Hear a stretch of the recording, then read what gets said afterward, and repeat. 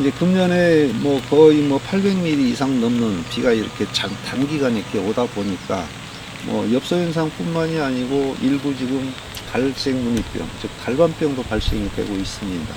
우리가 이제 일반적으로 우리 농업인들께서 조금 잘못 생각하고 있는 부분이 몇 가지 있는 것 같은데, 갈반병은 주로 후지 계통이 많이 발생된다 이렇게 알고 있는 분들이 많습니다. 그런데 금년 과온을 다니면서 이렇게 쭉 예찰을 해보면 후지도 물론 갈반병이 많이 발생이 되고 있지만 특히 홍로 여기에서 갈반병이 오히려 더 증상이 심하게 발생이 되는 그런 경우가 금년에는 상당히 많았습니다.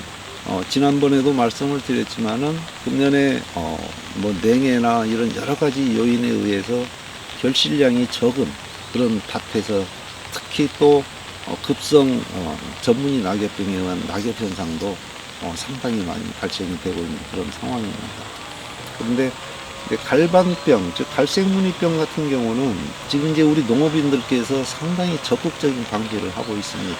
특히 금년처럼 이렇게 비가 지속적으로 내리는 그런 경우에는 비가 잠깐이라도 그치면 우리가 보안 방지를 좀 적극적으로 하는 그런 경향을 볼 수가 있습니다. 그래서 지금 이 과원도 일부 지금 갈반병 병반이 보이기는 합니다만 그래도 굉장히 적극적인 방지를 했기 때문에 갈반병이 발생됐는데도 이렇게 확산이 상당히 억제가 되는 그런 관리를 하고 있는 그런 상태라고 볼 수가 있습니다. 뭐 어제 이제 제가 이제 풍기 쪽에 잠깐 들러서 과원 몇 군데를 한번 다녀봤는데 뭐 크게 문제가 없이 잘 관리가 되고 있는 그런 상황입니다. 그래서 금년에 뭐 기상 여건으로 보면 갈반병이 상당히 문제가 될 수 있는 그런 기상 여건임에도 우리 농업인들께서 굉장히 적극적으로 대처를 해주고 있어서 갈반병 크게 문제가 되지 않을 걸로 이렇게 보고 있습니다. 그런데 이제 문제는 갈반병이 만약에 확산되는 조짐을 보이는 그런 상태가 된다 그러면 물론 일부에서는 아마 굳이 그렇게 해서 피해를 볼 수 있는 요건이 되기 때문에 그렇게 해서는 안 된다 이렇게 얘기를 하는 분들도 있을 겁니다.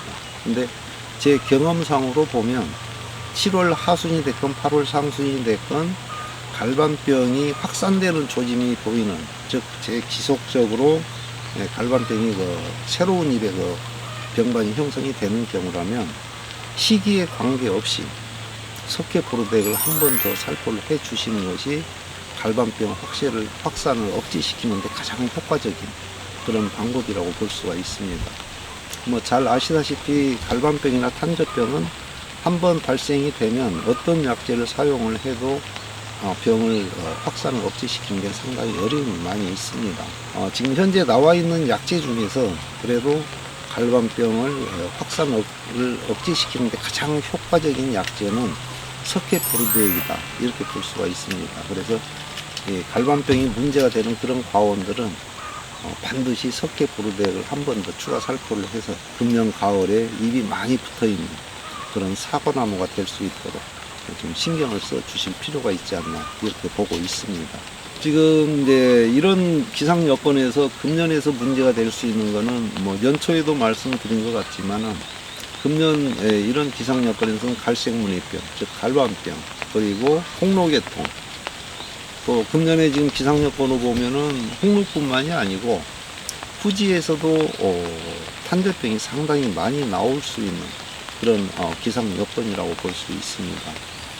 이 과원은 현재는 탄저병 발생된 것은 없습니다. 그런데 지금 많은 농가들이 지금 탄저병 때문에 좀 고생을 하고 있는 그런 경우가 상당히 많이 있습니다. 근데 지금부터는 우리 농업인들께서 특히 이제 홍로를 주품종으로 재배를 하고 있는 그런 농업인들께서는 지금부터는 수시로 수간 상단부에 있는 과일들을 살펴보실 필요가 있습니다. 뭐 요즘 보통 수고가 거의 뭐 4m가 넘게 이렇게 나무를 키우다 보니까 수간 상단부에는 약이 잘 안 들어가는 그런 경우가 상당히 많이 있습니다. 그래서 이 수간 상단부부터 탄저병이 발생이 돼서 수간 하부로 확산되는 그런 피해를 주고 있기 때문에 탄저병 예찰에 조금 더 신경을 써서 관리를 해야 금년에 제대로 수확을 할 수 있지 않나 이렇게 보고 있습니다. 그래서 지금 뭐 일부 과원들은 보면은 탄저병이 상당히 어떻게 보면 좀 심각한 상태로 탄저병이 발생이 되는 그런 경우도 있습니다. 그런데 우리 농업인들께서 이제 탄저병 예찰을 하실 때 특히 이제 주간 상단부에 그 정지형 병반이 있는지 아니면 급속도로 진행이 되는 이런 그 확산형 병반이 있는지 그런 걸 잘 살펴보실 필요가 있습니다. 정지형 병반은 파리똥처럼 약간 과일 표면에 검은 점이 상당히 많이 찍혀 있는 그런 경우죠. 물론 정지형이라고 해서 확산이 안 되는 것은 아닙니다. 이런 검은 간점이 많이 찍혀 있는 과일은 이건 탄저병이다 이렇게 생각을 하고 반드시 빨리 제거를 해서 땅에 묻어주시는 것이 가장 좋은 방법이고, 그 다음에 이제 특별 관리를 방제를 지속적으로 해줘야 되는 그런 상황이라고 볼 수가 있습니다. 그리고 이제 확산형 같은 경우는 일부 과일을 보면은 벌써 2차 감염, 3차 감염까지 진행이 돼서 과일이 이제 그 부패가 되는 그런 과원들도 일부 지금 발생이 되고 있습니다. 특히 이제 확산형 같은 경우는 뭐 병반이 점점 확대가 되면서 거기에서 상당히 많은 양의 포자태가 확산이 되고 있는 그런 상황이기 때문에 특히 그런 경우에는 그 아래쪽 하단부에 있는 과일을 상당히 면밀하게 관찰을 하셔야 되는 그런 상황이라고 볼 수가 있습니다.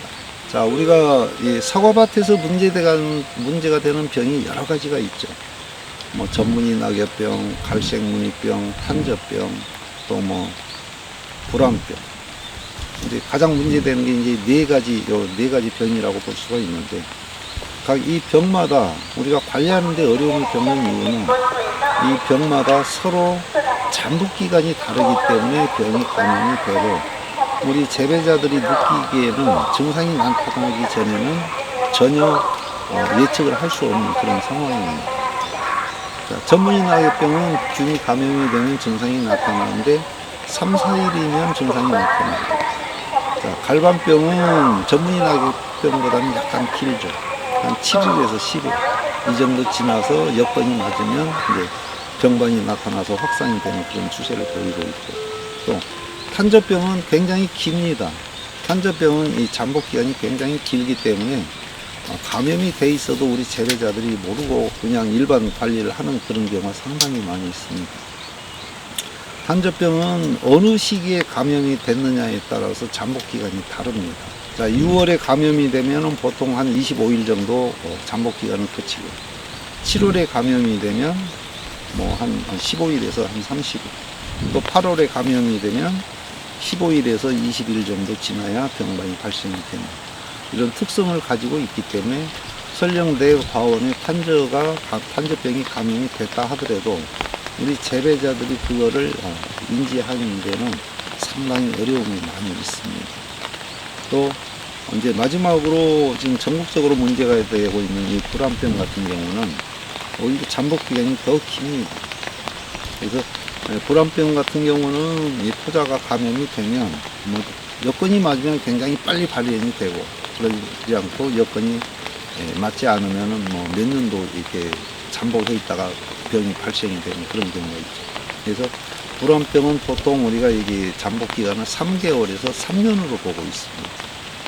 그래서 상당히 잠복 기간이 길기 때문에 지금은 건강한 수체 형태를 보인다 하더라도 어느 정도 불안병이 좋아하는 그런 조건이 맞춰지면 뭐 3년 안에는 언제든지 나타날 수 있는 특성을 가지고 있기 때문에 지금 아까까지 말씀드린 전무늬 낙엽병, 갈반병, 탄저병, 불안병 이런 병들 관리가 상당히 어려운 그런 부분이 있습니다.